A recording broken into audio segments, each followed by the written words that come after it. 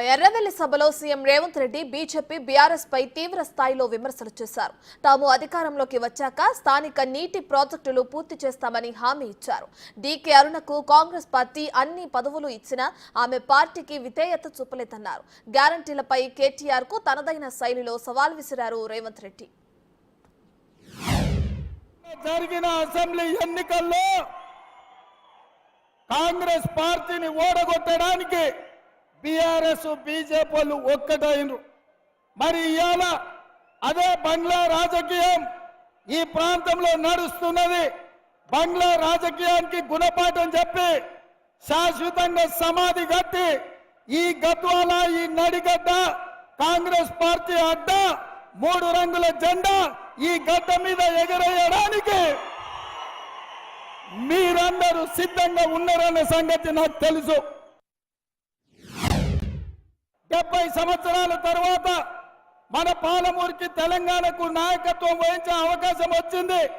మన ప్రాంతంలో పెండింగ్ ఉన్న ప్రాజెక్టులు ప్రధానంగా గట్టు కావచ్చు, తుమ్మిళ్ళ కావచ్చు, ఆర్టీఎస్ మోడర్నైజేషన్ కావచ్చు, ఎర్రవల్లి చౌరస్తా నుంచి రాయచూరుకు 4 లేన్ల రోడ్డు కావచ్చు, ఈ ప్రాంతం యొక్క అభివృద్ధి కోసం పాలమూరు రంగారెడ్డి ఎత్తిపోతల ప్రాజెక్టు పూర్తి చేసుకునే విషయంలో కావచ్చు, ఈ రోజు మనము కాంగ్రెస్ పార్టీకి అండగా నిలబడాలి.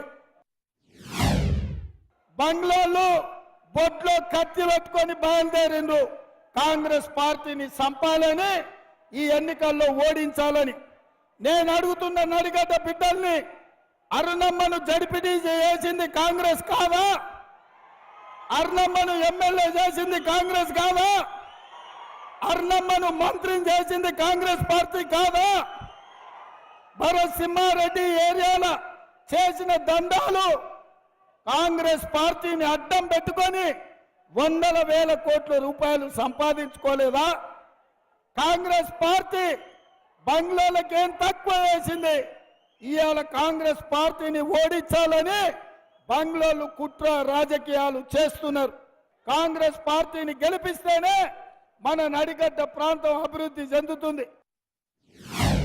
మా గ్యారంటీలు అమలు అవుతున్నాయో లేదో తెలవాలంటే నువ్వు చీర కట్టుకొని ఆర్టీసీ బస్ ఎక్కు, హైదరాబాద్ నుంచి జోగులాంబ తల్లి ఆశీర్వాదానికి రా.